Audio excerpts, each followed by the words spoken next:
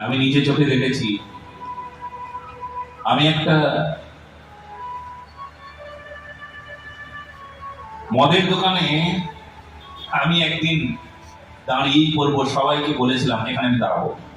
বলে কেন মহারাজ? ওই অল্প বয়সী ছেলেরা দেখো দেখো কেমন গেরুয়া কাপড় পরে মদের দোকানে লাইন দিয়েছে।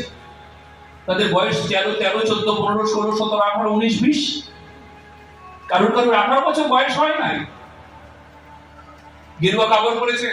বলবম বলবম বলবম বলবম বলবম বলবম করতে করতে গাড়ি থেকে নামলো, নেমে লাইন দিয়েছে। আমি বললাম এখন এখানে নামবো। এবার আমার সঙ্গে যারা ছিল তারা বললো মহারাজ জি এখানে সমস্যা হবে, আপনি সমস্যায় জড়াবেন। সমস্যা আমরা সমাধানের জন্য নামবো। বলে মহারাজ আপনার কথা এখন কেউ শুনবে না, কেউ শুনবে না। শুধু এখন এমন একটা পরিস্থিতি তৈরি হবে যেখানে আপনার অপমানও করবে এরা, কারণ এরা মদ্য পায়ীদের মতন দেখো না কেমন হয়ে গিয়েছে।